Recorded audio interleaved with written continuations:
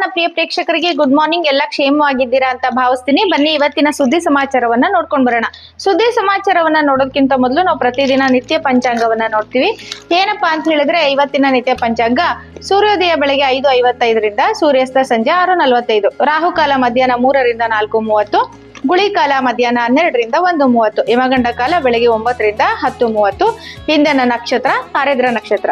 ನೋಡಿ, ಪ್ರತಿದಿನ ನಾವು ಸುದ್ದಿ ಸಮಾಚಾರವನ್ನ ತಿಳ್ಕೊಳ್ಳೋದಕ್ಕಿಂತ ಮೊದಲು ಇವತ್ತಿನ ಹೊಂಗಿರಣ ಅಂದ್ರೆ ಥಾಟ್ ಏನಿದೆ ಅಂತ ಹೇಳಿ ನೋಡ್ಕೊಂಡು ಮುಂದೆ ಹೋಗ್ತೀವಿ. ಏನಿದೆ ಅಂತ ಹೇಳಿದ್ರೆ, ನಾವು ಯಾರ್ದಾರ ಜೊತೆ ವೈಮನಸ್ಸನ್ನ ಮಾಡ್ಕೊಂಡಿದ್ರೆ, ಜಗಳವನ್ನ ಮಾಡ್ಕೊಂಡಿದ್ರೆ, ಸಂಘರ್ಷವನ್ನ ಮಾಡ್ಕೊಂಡಿದ್ರೆ ನಾವ್ ಯಾವತ್ತೂ ಕೂಡ ಬಲವಂತವಾಗಿ ಶಾಂತಿ ಒಪ್ಪಂದವನ್ನ ಮಾಡ್ಕೋಬಾರ್ದು. ಪರಸ್ಪರ ಅರ್ಥ ಮಾಡ್ಕೊಂಡು ಮುಂದುವರೆದ್ರೆ ಮಾತ್ರ ನಾವು ಅದರಲ್ಲಿ ಯಶಸ್ಸನ್ನ ಕಾಣ್ತೀವಿ ಅಂತ ಹೇಳೋದಕ್ಕೆ ಇಷ್ಟಪಡ್ತೀನಿ.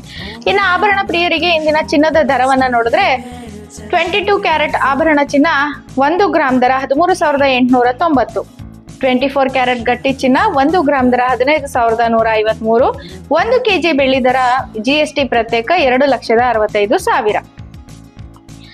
ಇಷ್ಟು ಆಭರಣ ಪ್ರಿಯರಿಗೆ ಇವತ್ತಿನ ಚಿನ್ನದ ದರದ ಸುದ್ದಿ.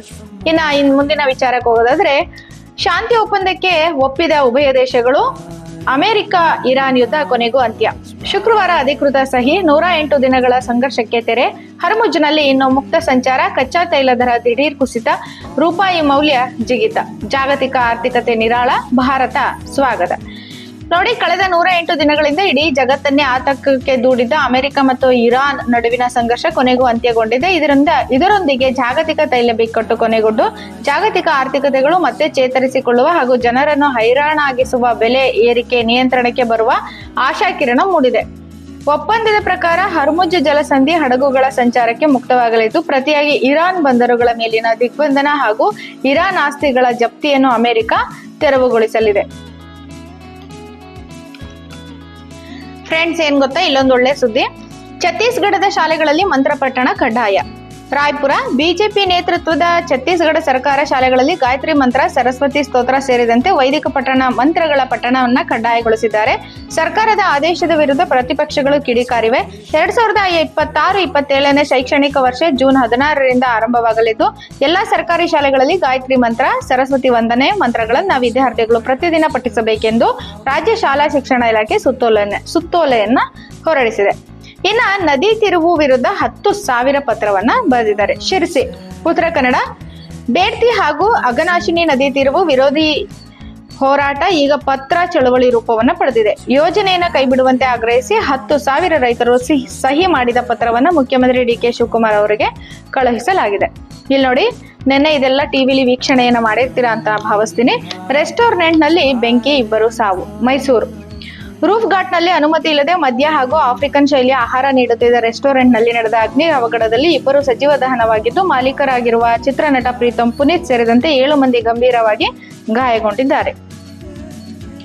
ಇನ್ನ ಮುಂದಿನ ವಿಚಾರಕ್ಕೆ ಬಂದ್ರೆ, ರೈಲ್ವೆ ಪರೀಕ್ಷೆಯಲ್ಲಿ ಕನ್ನಡಕ್ಕೆ ಮತ್ತೆ ಅನ್ಯಾಯ. ತಪ್ಪು ತಿದ್ದುಕೊಳ್ಳದಿದ್ರೆ ತೀವ್ರ ಸ್ವರೂಪದ ಹೋರಾಟವನ್ನ ಮಾಡ್ತೀವಿ ಅಂತ ಹೇಳ್ಬಿಟ್ಟು ಕರವೇ ಎಚ್ಚರಿಕೆಯನ್ನ ನೀಡಿದೆ. ಏನಂತಂದ್ರೆ, ನೈಋತ್ಯ ರೈಲ್ವೆ ಮತ್ತೆ ಕನ್ನಡವಿಲ್ಲದೆ ಪದೋನ್ನತಿ ಪರೀಕ್ಷೆಯನ್ನ ನಡೆಸೋದಕ್ಕೆ ಮುಂದಾಗಿದೆ. ಇದು ಕನ್ನಡಿಗರ ಮೇಲೆ ಹೂಡಲಾಗಿರುವ ಮೋಸದ ಯುದ್ಧ ಅಂತೇಳಿ ನಾವು ಪರಿಗಣಿಸ್ತೀವಿ. ಮತ್ತೆ ಇದಕ್ಕೆ ತಕ್ಕ ಉತ್ತರವನ್ನ ನೀಡ್ತೀವಿ ಅಂತೇಳಿ ಕನ್ನಡಿಗರ ಹಕ್ಕುಗಳನ್ನ ಹೊಸಕೆ ಹಾಕುವ ಇಂಥ ದ್ರೋಹದ ವಿರುದ್ಧ ತೊಡೆತಟ್ಟಿ ನಿಲ್ತೀವಿ ಅಂತ ಹೇಳ್ಬಿಟ್ಟು ರೈಲ್ವೆ ಇಲಾಖೆ ತಪ್ಪು ತಿದ್ಕೋಬೇಕು, ಇಲ್ಲವಾದ್ರೆ ಮುಂದಾಗುವ ಎಲ್ಲಾ ಅನಾಹುತಗಳಿಗೆ ತಾನೇ ಜವಾಬ್ದಾರಿಯನ್ನ ಹೊರಬೇಕಾಗುತ್ತೆ ಅಂತ ಹೇಳ್ಬಿಟ್ಟು ಕರವೇ ರಾಜ್ಯಾಧ್ಯಕ್ಷ TA ನಾರಾಯಣ ಗೌಡ ಅವರು ಪ್ರಕಟಣೆಯಲ್ಲಿ ತಿಳಿಸಿದ್ದಾರೆ. ಇನ್ನ ಎಂಜಿನಿಯರಿಂಗ್ ಆಕಾಂಕ್ಷಿಗಳಿಗೆ KEA ಸಿಹಿ ಸುದ್ದಿ. ಏನಪ್ಪಾ ಅಂತಂದ್ರೆ, ನಿನ್ನೆ ವಿಜಯ ಕರ್ನಾಟಕ ಫೋನ್ ಇನ್ ಕಾರ್ಯಕ್ರಮದಲ್ಲಿ KEA ಕಾರ್ಯನಿರ್ವಾಹಕ ನಿರ್ದೇಶಕರಾಗಿರ್ತಕ್ಕಂಥ H ಪ್ರಸನ್ನ ಅವರು ನಿನ್ನೆ ಎಲ್ಲರಿಗೂ ಫೋನ್ ಇನ್ ಕಾರ್ಯಕ್ರಮದಲ್ಲಿ ಮಾತಾಡಿ ಸಮಸ್ಯೆಗಳನ್ನ ಬಗೆಹರಿಸಿದ್ದಾರೆ. ಹಾಗೆ ಸರ್ಕಾರ ನೀಡೋ ಅಂತಿಮ ಸೀಟು ಮ್ಯಾಟ್ರಿಕ್ ಪ್ರಕಾರ ಸೀಟು ಹಂಚಿಕೆ ಪ್ರಕ್ರಿಯೆ ನಡೆಯುತ್ತೆ. ಅಖಿಲ ಭಾರತ ಜನರಲ್ ಓಪನ್ ಮೆರಿಟ್ ಮತ್ತು ಕರ್ನಾಟಕ ರಾಜ್ಯ ಓಪನ್ ಮೆರಿಟ್ ಅಡಿಯಲ್ಲಿನ ಅಭ್ಯರ್ಥಿಗಳು ಹಾಜರಾಗುವ ಅವಶ್ಯಕತೆ ಇಲ್ಲ ಅಂತ ಹೇಳ್ಬಿಟ್ಟು ಅವರು ತಿಳಿಸಿದ್ದಾರೆ. ಆಪ್ಷನ್ ಎಂಟ್ರಿಗೆ ಕರ್ನಾಟಕ ಪರೀಕ್ಷಾ ಪ್ರಾಧಿಕಾರ ರೆಡಿ. ಸೀಟ್ ಮ್ಯಾಟ್ರಿಕ್ಸ್ ಸಿಕ್ಕ ಮರುದಿನವೇ ಪ್ರಕ್ರಿಯೆ ಆರಂಭ ಮಾಡ್ತೀವಿ ಅಂತ ಹೇಳ್ಬಿಟ್ಟು ತಿಳಿಸಿದ್ದಾರೆ. ಇನ್ನ ಮುಂದಿನ ಸುದ್ದಿ ನೋಡೋದಾದ್ರೆ ನೋಡಿ, ಶಕ್ತಿ ಸ್ಮಾರ್ಟ್ ಕಾರ್ಡ್ ವಿತರಣೆಗೆ SPV ರಚನೆ. ಬೆಂಗಳೂರು. ಶಕ್ತಿ ಗ್ಯಾರಂಟಿ ಯೋಜನೆಯಡಿ ಸಾರಿಗೆ ಇಲಾಖೆಯ ವಿಶೇಷ ಉದ್ದೇಶ ವಾಹಕ ಎಸ್ಪಿವಿ ರಚಿಸಿ ಸುಮಾರು 2 ಕೋಟಿಗೂ ಹೆಚ್ಚು ಮಹಿಳಾ ಪ್ರಯಾಣಿಕರಿಗೆ ಉಚಿತವಾಗಿ ಪಿಪಿಪಿ ಮಾದರಿಯ ಸ್ಮಾರ್ಟ್ ಕಾರ್ಡ್ ವಿತರಣೆ ಸಿದ್ಧತೆಯನ್ನ ನಡೆಸಿದ್ದಾರೆ. ಪುರುಷರು ಸಹ ಸ್ಮಾರ್ಟ್ ಕಾರ್ಡ್ ಪಡೆಯೋದಕ್ಕೆ ವ್ಯವಸ್ಥೆಯನ್ನ ಕಲ್ಪಿಸ್ತಾ ಇದ್ದಾರೆ. ವಿಧಾನಸೌಧದಲ್ಲಿ ಸೋಮವಾರ ಇಲಾಖೆ ಅಧಿಕಾರಿಗಳೊಂದಿಗೆ ಸಭೆ ನಡೆಸಿದ ಬಳಿಕ ಮಾತನಾಡಿದ ಸಾರಿಗೆ ಸಚಿವ ಬೈರತಿ ಸುರೇಶ್, ಎಸ್ಪಿವಿ ರಚಿಸಿ ಅದರ ಮೂಲಕ ಒಟ್ಟಾರೆ 3 ಕೋಟಿ ಸ್ಮಾರ್ಟ್ ಕಾರ್ಡ್ ವಿತರಣೆ ಪ್ರಕ್ರಿಯೆಯನ್ನ ನಡೆಸ್ತಾರಂತೆ ಅಂತ ಹೇಳಿ ತಿಳಿಸ್ಕೊಟ್ಟಿದ್ದಾರೆ. ಇನ್ನ ಗ್ಯಾರಂಟಿಗಳು 2028 ಬಳಿಕವೂ ಕೂಡ ಇರುತ್ತೆ. ಈಗ ಗೃಹಲಕ್ಷ್ಮಿ ಮತ್ತೆ ಗೃಹ ಜ್ಯೋತಿ ಬಗ್ಗೆ ವಿಚಾರ ನಡೀತಾ ಇದೆಯಲ್ಲ, ಅದು ಗ್ಯಾರಂಟಿಗೆ ಹೊಸ ಅರ್ಜಿಗಳಿಗೆ ಸಲ್ಲಿಕೆ ಹಿನ್ನೆಲೆಯಲ್ಲಿ ಎದ್ದಿರುವ ಗೊಂದಲ ಮತ್ತು ಅನುಮಾನ ಹಾಗೂ ಸರ್ಕಾರ ಆರ್ಥಿಕ ದಿವಾಳಿ ಎಂಬ ಪ್ರತಿಪಕ್ಷಗಳ ಟೀಕೆಗಳಿಗೆ ಮಾಜಿ ಸಿಎಂ ಸಿದ್ದರಾಮಯ್ಯ ಮತ್ತು ಸಿಎಂ ಡಿಕೆ ಶಿವಕುಮಾರ್ ಅವರು ಗ್ಯಾರಂಟಿ ಯೋಜನೆ ನಿಲ್ಲೋದಿಲ್ಲ, ವದಂತಿಗಳನ್ನ ನಂಬಬೇಡಿ ಅಂತ ಹೇಳಿ ಅವರು ಮನವಿಯನ್ನ ಮಾಡ್ಕೊಂಡಿದ್ದಾರೆ. ಇನ್ನ ಮುಂದಿನ ಸುದ್ದಿಯನ್ನ ನೋಡೋದಾದ್ರೆ ಫ್ರೆಂಡ್ಸ್, ಏನ್ ಗೊತ್ತಾ, ನಿಮ್ಮ ದಿನದ 10 ರಿಂದ 12 ನಿಮಿಷ, ಒಂದು 15 ನಿಮಿಷವನ್ನ ಮೀಸಲಿಟ್ಟು ಇಂದಿನ ಸುದ್ದಿ ಸಮಾಚಾರಗಳನ್ನ ದಯವಿಟ್ಟು ತಿಳ್ಕೊಳ್ಳಿ. ಏನೇನ್ ನಡೀತಾ ಇದೆ ನಮ್ಮ ರಾಜ್ಯದಲ್ಲಿ ಅನ್ನೋದು ನಿಮಗೆ ಗೊತ್ತಾಗುತ್ತೆ. ಒಳ ಮೀಸಲು ತಿದ್ದುಪಡಿಗೆ ಅವಕಾಶ. 18,000ಕ್ಕೂ ಅಧಿಕ ಎಸ್ಸಿ ವಿದ್ಯಾರ್ಥಿಗಳ ವೆರಿಫಿಕೇಶನ್ ಬಾಕಿ. ಜಾತಿ ಪ್ರಮಾಣ ಪತ್ರದ RD ಸಂಖ್ಯೆ ದಾಖಲಿಸುವುದು ಕಡ್ಡಾಯ. ಇದು ಎಂಜಿನಿಯರಿಂಗ್ ವಿದ್ಯಾರ್ಥಿಗಳಿಗೆ. ಇಲ್ಲೊಂದು ಸುದ್ದಿ, ವೈದ್ಯಕೀಯ ಮತ್ತು ಎಂಜಿನಿಯರಿಂಗ್ ಸೇರಿದಂತೆ ಇತರೆ ವೃತ್ತಿಪರ ಕೋರ್ಸ್ಗಳಿಗೆ ಪ್ರವೇಶ ಬಯಸಿ ಅರ್ಜಿ ಸಲ್ಲಿಸಿರುವ 18,000ಕ್ಕೂ ಹೆಚ್ಚಿನ ಪರಿಶಿಷ್ಟ ಜಾತಿ ವಿದ್ಯಾರ್ಥಿಗಳು ಹೊಸ ಮೀಸಲು ಅನ್ವಯಿಸುವ ಜಾತಿ ಪ್ರಮಾಣ ಪತ್ರದ RD ಸಂಖ್ಯೆಯನ್ನ ದಾಖಲಿಸಿಲ್ಲ ಅಂತ ಹೇಳಿ ಕರ್ನಾಟಕ ಪರೀಕ್ಷಾ ಪ್ರಾಧಿಕಾರದ ಕಾರ್ಯನಿರ್ವಾಹಕ ನಿರ್ದೇಶಕ ಎಚ್ ಪ್ರಸನ್ನ ಅವರು ತಿಳಿಸಿದ್ದಾರೆ. ಸಿಇಟಿ ಕೌನ್ಸಿಲಿಂಗ್ ಸಂಬಂಧ ಪೋಷಕರು ಹಾಗೂ ವಿದ್ಯಾರ್ಥಿಗಳ ಗೊಂದಲ ಪರಿಹರಿಸಲು ವಿಜಯ ಕರ್ನಾಟಕ ಸೋಮವಾರ ಆಯೋಜಿಸಿದ್ದ ವಿಜಯ ಕರ್ನಾಟಕ ನೇರ ಫೋನ್ ಇನ್ ಕಾರ್ಯಕ್ರಮಗಳಲ್ಲಿ ಅವರು ಮಾತನಾಡಿದರು. ವಿದ್ಯಾರ್ಥಿಗಳಿಗೆ ಸಿಇಟಿ ಪರೀಕ್ಷೆಗೆ ಅರ್ಜಿ ಸಲ್ಲಿಸುವ ಸಂದರ್ಭದಲ್ಲಿ ಒಳ ಮೀಸಲು ಜಾರಿಯಾಗಿರಲಿಲ್ಲ. ಹೀಗಾಗಿ ವಿದ್ಯಾರ್ಥಿಗಳು ಕೇವಲ ಪರಿಶಿಷ್ಟ ಜಾತಿ ಅಂತ ಹೇಳಿ ನಮೂದಿಸಿದ್ದಾರೆ. ಇಂತಹ ವಿದ್ಯಾರ್ಥಿಗಳ ಪರಿಶೀಲನಾ ಚೀಟಿ ಡೌನ್ಲೋಡ್ ಆಗ್ತಾ ಇಲ್ವಂತೆ. ಆದ್ರಿಂದ ಪರಿಶಿಷ್ಟ ಜಾತಿಯ ವಿದ್ಯಾರ್ಥಿಗಳು ಒಳ ಮೀಸಲು ವರ್ಗೀಕರಣದಂತೆ ABC ಪ್ರಮಾಣ ಪತ್ರ ಮತ್ತು RD ಸಂಖ್ಯೆಯನ್ನ ದಾಖಲಿಸಬೇಕು. ಈ ದಾಖಲೆ ಪರಿಷ್ಕರಣೆ ಆದ ನಂತರನೇ ಪರಿಶೀಲನಾ ಚೀಟಿ ಡೌನ್ಲೋಡ್ ಮಾಡಿಕೊಳ್ಬಹುದು ಅಂತೇಳಿ ಅವರು ವಿವರವನ್ನ ಮಾಧ್ಯಮದ ಮೂಲಕ ಎಲ್ಲರಿಗೂ ತಿಳಿಲಿ ಅಂತೇಳಿ ತಿಳಿಸಿದ್ದಾರೆ. ಇನ್ನ ಬೆಂಗಳೂರಲ್ಲಿ ನಿನ್ನೆ ಆದಂತಹ ಘಟನೆ, ಇಂದಿರಾ ಲಂಕೇಶ್ ಇಲ್ಲ. ಹಿರಿಯ ಪತ್ರಕರ್ತ ಪಿ ಲಂಕೇಶ್ ಅವರ ಪತ್ನಿ ಲೇಖಕಿ ಇಂದಿರಾ ಲಂಕೇಶ್ 84 ವರ್ಷ ಅವರು ಹೃದಯಾಘಾತದಿಂದ ಸೋಮವಾರ ನಿಧನರಾಗಿದ್ದಾರೆ. ಪುತ್ರಿ ಚಿತ್ರ ನಿರ್ದೇಶಕಿ ಕವಿತಾ ಲಂಕೇಶ್ ಹಾಗೂ ಪುತ್ರ ನಟ ನಿರ್ದೇಶಕ ಇಂದ್ರಜಿತ್ ಲಂಕೇಶ್ ಮೊಮ್ಮಕ್ಕಳು ಇದ್ದಾರೆ. ಮಂಗಳವಾರ ಬೆಳಿಗ್ಗೆ 9 ಗಂಟೆ ಬನಶಂಕರಿ ವಿದ್ಯುತ್ ಚಿತಾಗಾರದಲ್ಲಿ ಅಂತ್ಯ ಸಂಸ್ಕಾರವನ್ನು ನಡೆಯಲಿದೆ ಅಂತ ಹೇಳಿ ಕುಟುಂಬದ ಮೂಲಗಳು ತಿಳಿಸಿ ಕೊಟ್ಟಿವೆ. ಇನ್ನ ಮುಂದಿನ ವಿಚಾರವನ್ನ ನೋಡೋದಾದ್ರೆ, ದಯವಿಟ್ಟು ನನ್ನ ವಿಡಿಯೋಗೆ ಸಪೋರ್ಟ್ ಮಾಡಿ, ಲೈಕ್ ಮಾಡಿ, ಶೇರ್ ಮಾಡಿ ಅಂತೇಳಿ ಕೇಳ್ಕೊಳ್ಳೋದಕ್ಕೆ ಇಷ್ಟಪಡ್ತೀನಿ. ಏನಾದರೂ ನಿಮಗೆ ಅನ್ಸಿದ್ರೆ ಕಮೆಂಟ್ ಮಾಡಿ, ದಯವಿಟ್ಟು ಅದನ್ನ ತಿದ್ಕೊಂಡು ನಾನು ಮುಂದೆ ಹೋಗ್ತೀನಿ ಅಂತ ಹೇಳೋದಕ್ಕೆ ಇಷ್ಟಪಡ್ತೀನಿ. ಇನ್ನ ನೆನ್ನೆ ಸ್ಫೋಟ, ಸಿಲಿಂಡರ್ಗಳ ಅಕ್ರಮ ಬೆಳಕಿಗೆ ನೋಡಿ, ಗ್ಯಾಸೇ ಸಿಗ್ತಾ ಇಲ್ಲ ಜನಗಳಿಗೆ, ಅದರಲ್ಲಿ ಅಕ್ರಮವಾಗಿ ಬೇರೆ ಬಳಸ್ತಾ ಇದ್ದಾರೆ. ಏನಪ್ಪಾ ಅದ್ರ ಬಗ್ಗೆ ವಿಚಾರ ಅಂದ್ರೆ, ದಾವಣಗೆರೆಯಲ್ಲಿ ನೆನ್ನೆ ಟಿವಿಲಿ ನೋಡಿದೀರಾ ಅಂತ ಭಾವಿಸ್ತೀನಿ. ರಾಜ್ಯದಲ್ಲಿ ಅದರಲ್ಲೂ ಜಿಲ್ಲೆಯಲ್ಲಿ ಅಡುಗೆ ಅನಿಲ ಅಭಾವ ಕಾಡುತ್ತಿರುವಾಗಲೇ ಇಲ್ಲೊಬ್ಬ ತೋಟದ ಗೋದಾಮು ಬಾಡಿಗೆ ಪಡೆದು 10 ಅಡುಗೆ ಅನಿಲ ಸಿಲಿಂಡರ್ ಸಂಗ್ರಹಿಸಿ ಕಾಳಸಂತೆಯಲ್ಲಿ ಮಾರಾಟ ಮಾಡ್ತಿದ್ರಂತೆ. ಆದ್ರೆ ಸೋಮವಾರ ಗೋದಾಮಿನಲ್ಲಿ ಸರಣಿಯಂತೆ ಸಿಲಿಂಡರ್ಗಳು ಸ್ಫೋಟಗೊಂಡಾಗ ಆತನ ಅಕ್ರಮದಂತೆ ಬಯಲಾಗ್ಬಿಟ್ಟಿದೆ. ಇನ್ನು ರೈಲು ಸಂಚಾರ ವ್ಯತ್ಯಯದ ಬಗ್ಗೆ ನಿನ್ನೆ ಕೂಡ ತಿಳಿಸ್ಕೊಟ್ಟಿದ್ದೆ ನಾನು. ಶಿವಮೊಗ್ಗ ಬೆಂಗಳೂರು ಕ್ರಾಂತಿವೀರ ಸಂಗೊಳ್ಳಿ ರಾಯಣ್ಣನ ರೈಲು ನಿಲ್ದಾಣದಲ್ಲಿ ಯಾರ್ಡ್ ನವೀಕರಣ ಮತ್ತು ಹೊಳೆನರಸೀಪುರ ಮತ್ತು ಮಾವಿನಕೆರೆ ರೈಲ್ವೆ ನಿಲ್ದಾಣಗಳ ನಡುವಿನ ಕೆಳ ಸೇತುವೆ ಕಾಮಗಾರಿ ಹಿನ್ನೆಲೆಯಲ್ಲಿ ಕೆಲ ರೈಲುಗಳ ಸೇವೆಯಲ್ಲಿ ಬದಲಾವಣೆಯನ್ನ ಕೂಡ ಮಾಡಿದ್ದಾರೆ. ಮಾರ್ಗ ಬದಲಾವಣೆ ಆಗಸ್ಟ್ 3ರಂದು ಮೈಸೂರು ತಾಳಗುಪ್ಪ ಎಕ್ಸ್ಪ್ರೆಸ್ ರೈಲು ತಿಪ್ಟೂರು, ತುಮಕೂರು, ಯಶವಂತಪುರ ಬದಲಾಗಿ ಮೈಸೂರು ಕೃಷ್ಣರಾಜನಗರ, ಹಾಸನ, ಅರಸೀಕೆರೆ ಮಾರ್ಗವಾಗಿ ಹೋಗತ್ತಂತೆ, ಸಂಚಾರವನ್ನ ಮಾಡತ್ತಂತೆ. ಇನ್ನು ಗೃಹಲಕ್ಷ್ಮಿ ಯೋಜನೆಯದೇ ಎಲ್ಲಾ ಕಡೆ ರಾಜ್ಯದಲ್ಲಿ ಸುದ್ದಿ ಅಲ್ವಾ. ಗೃಹಲಕ್ಷ್ಮಿಗೆ ಮತ್ತೆ ಹೊಸ ಅರ್ಜಿ ಆಗ್ಬೇಕು ಅಂದ ತಕ್ಷಣ ಪ್ರತಿಯೊಬ್ರು ಕೂಡ ಅದನ್ನ ವಿರೋಧವನ್ನ ಮಾಡ್ತಾ ಇದ್ದಾರೆ. ಹೇಗೆ ಅರ್ಜಿ ಆಗ್ಬೇಕು, ಎಷ್ಟು ಜನ ಫಲಾನುಭವಿಗಳಿದ್ದಾರೆ ಅಂತ ಹೇಳಿ ಈಗ ನಾವು ನೋಡೋಣ. ಒಟ್ಟು ಫಲಾನುಭವಿಗಳು ಇರೋದು ಸದ್ಯ 1.28 ಕೋಟಿ ಮಹಿಳೆಯರಿದ್ದಾರೆ. ಅರ್ಜಿಯನ್ನ ಎಲ್ಲಿ ಸಲ್ಲಿಸಬೇಕು ಅಂತಂದ್ರೆ ಬೆಂಗಳೂರು 1 ಮತ್ತೆ ಕರ್ನಾಟಕ 1ನಲ್ಲಿ ಮತ್ತೆ ಗ್ರಾಮ 1 ಕೇಂದ್ರಗಳಲ್ಲಿ ಮಾತ್ರ ಸಲ್ಲಿಸಬೇಕು. ನೆನಪಿರಲಿ, ಸೈಬರ್ ಸೆಂಟರ್ ಅಥವಾ ಮೊಬೈಲ್ ಆಪ್ಗಳಲ್ಲಿ ಅವಕಾಶ ಇಲ್ಲ. ಒಟ್ಟು ಕೇಂದ್ರಗಳು ರಾಜ್ಯಾದ್ಯಂತ ಅಧಿಕೃತ ಕೇಂದ್ರಗಳು 15,000 ಕೇಂದ್ರಗಳನ್ನ ಅವರು ತೆರೆದಿದ್ದಾರೆ. ನೋಡಿ, ಪ್ರಮುಖ ಅಂಶಗಳು ಏನು ಅಂತಂದ್ರೆ, ಅತ್ತೆ ಅಥವಾ ತಾಯಿ ನಿಧನರಾಗಿದ್ರೆ ಸೊಸೆ ಅಥವಾ ಮಗಳಿಗೆ ಅವಕಾಶ ಇದೆ. ಒಂದು ವೇಳೆ ಈ ಹಿಂದೆ ಗೃಹಲಕ್ಷ್ಮಿ ಹಣ ಪಡೆಯುತ್ತಿದ್ದ ಅತ್ತೆ ಅಥವಾ ತಾಯಿ ನಿಧನರಾಗಿದ್ರೆ ಅವರ ಮುಂದಿನ ವಾರಸುದಾರರಾದ ಸೊಸೆ ಅಥವಾ ಮಗಳು ಯೋಜನೆ ಲಾಭವನ್ನ ಪಡಿಬಹುದು. ಆದ್ರೆ ಅವರ ಹೆಸರು ಕಡ್ಡಾಯವಾಗಿ ಅದೇ ಪಡಿತರ ಚೀಟಿಯಲ್ಲಿ ಇರಬೇಕು.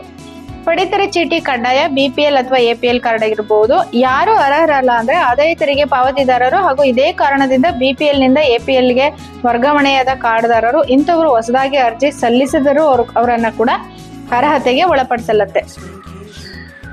ಮತ್ತೆ ಯಾಕೆ ಅರ್ಜಿಯನ್ನ ಕರೀತಿದ್ದಾರೆ ಅಂದ್ರೆ, ಈ ಯೋಜನೆ ಆರಂಭವಾದಾಗಿಂದ ಇದುವರೆಗೆ ಸುಮಾರು 72,000 ಕೋಟಿಗೂ ಅಧಿಕ ಹಣವನ್ನ ನೀಡಿದ್ದಾರೆ. ಆದ್ರೆ ಇಲಾಖೆಯ ಸಮೀಕ್ಷೆ ಪ್ರಕಾರ ಅರ್ಹರಲ್ಲದವರು ಹಣ ಪಡೆಯುತ್ತಿರುವುದು ಬೆಳಕಿಗೆ ಬಂದಿದೆ.